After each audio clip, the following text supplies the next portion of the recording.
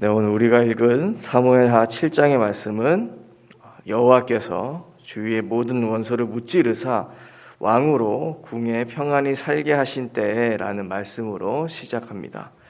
이제까지 사울에게 쫓기던 고생도 끝나고 이스라엘의 왕으로 등극하여 편안히 살 수 있도록 하나님께서 다윗에게 모든 여건과 상황을 마련해 주신 것입니다. 하지만 다윗은 2절의 말씀처럼 하나님의 계가 휘장 가운데 있는 것을 죄송스럽게 생각했습니다. 그래서 다윗은 하나님의 성전을 지어드리려고 했습니다. 그런데 하나님께서는 도리어 11절의 말씀처럼 여호와가 너를 위하여 집을 짓고 라는 말씀을 통해 다윗의 집을 세워주시겠다는 약속을 해주십니다. 이것을 쉽게는 우리가 다윗 언약이라고 말하는데 메시아 언약을 가리킵니다. 예수 그리스도가 오실 예언의 말씀인 구약에서 구속사의 큰 역할을 감당하는 인물이 대표적으로는 아브라함과 다윗인데 하나님께서는 이 둘에게 친히 메시아 언약을 세워주셨습니다. 아브라함에게 천하만민이 너희 후손을 통해 복을 받을 것이라는 언약이 이제는 다윗에게 내려와서 나타나고 또 마태복음 1장 1절에서 아브라함과 다윗의 자손 예수 그리스도의 계보라 라는 신약에 들어가는 처음 말씀 구절을 통해서 그 메시아 언약이 성취되어서 예수 그리스도가 오심으로 이루어졌음을 우리는 알 수가 있습니다.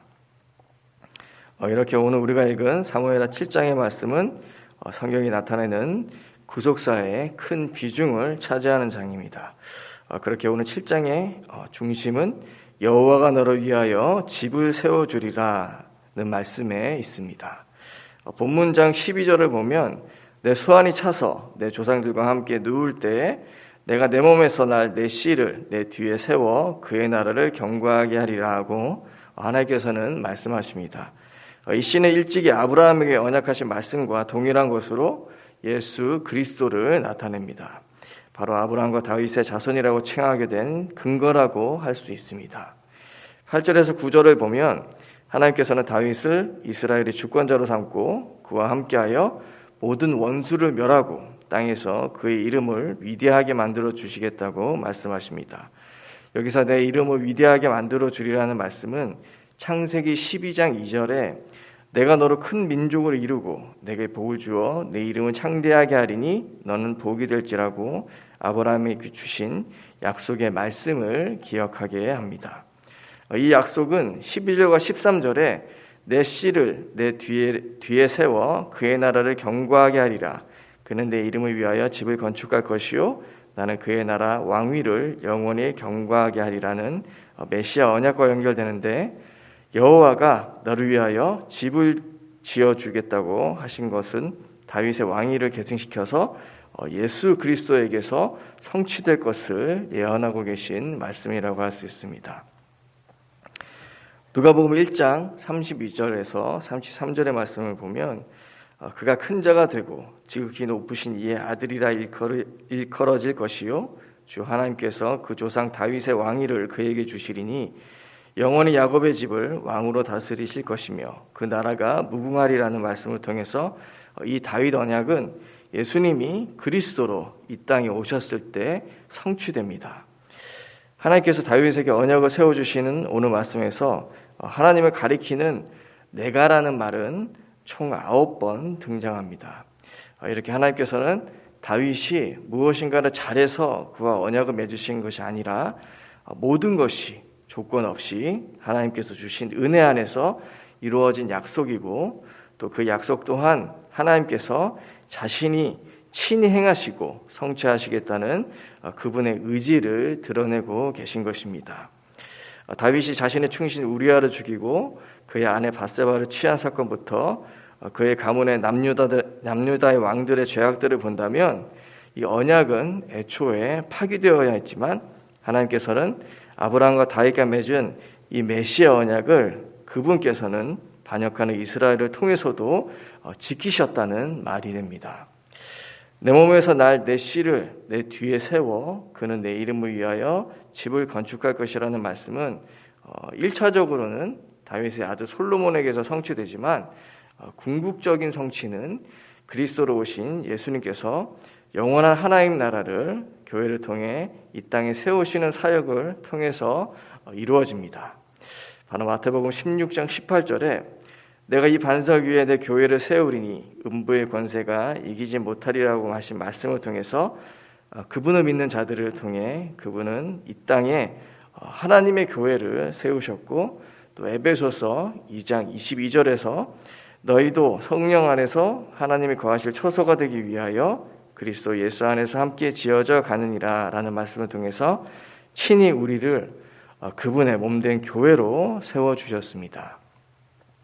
그리고 영원히라는 말과 견고하게 하리라는 말씀이 본문장에서 또 3번씩 반복이 됩니다.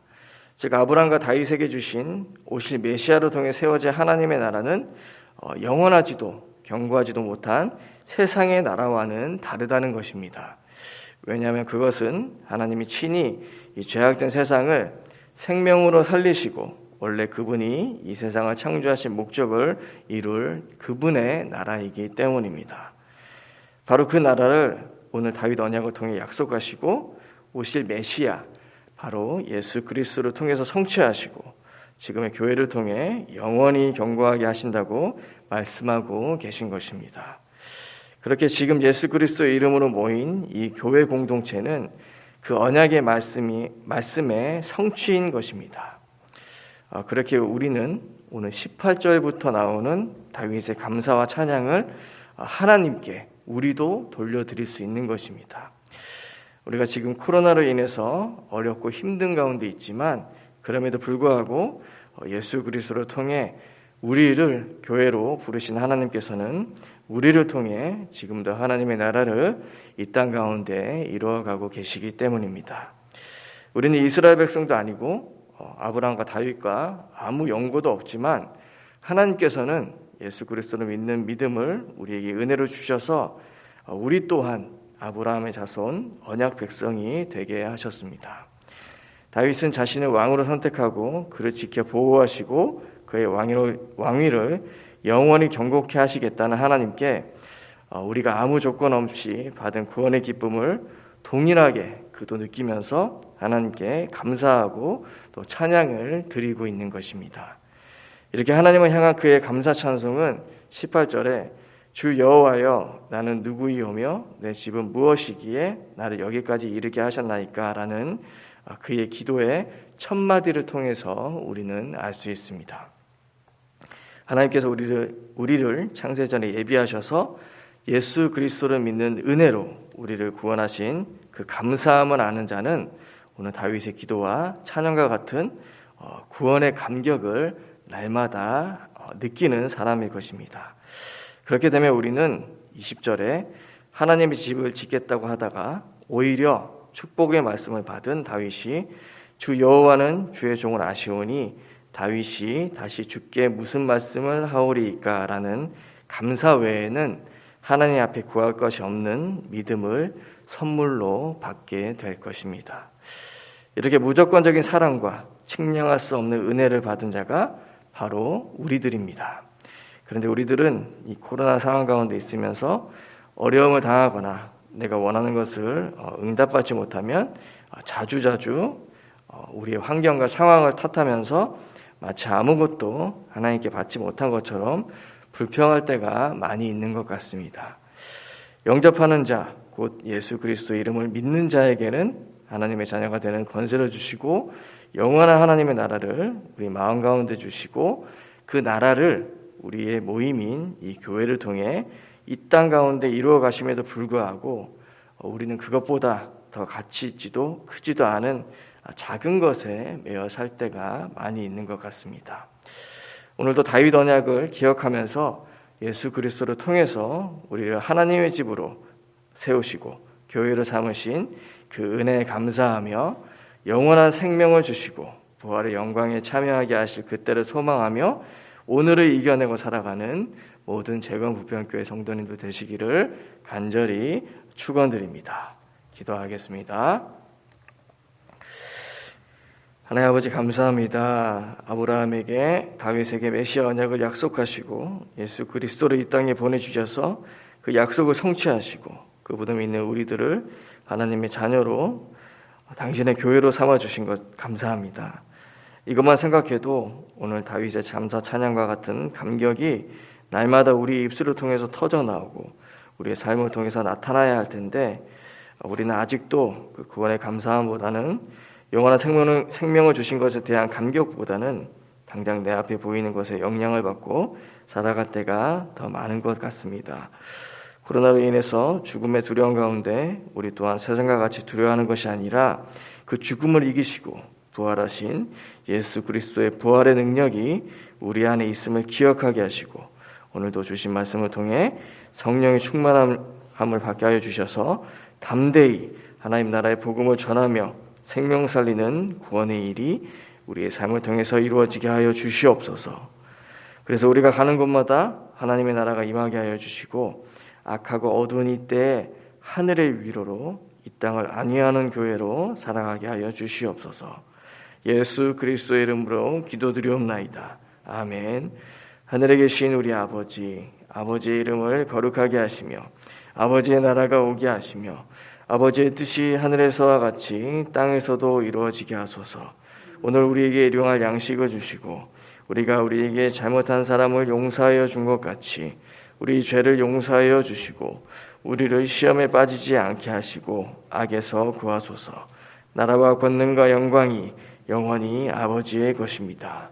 아멘.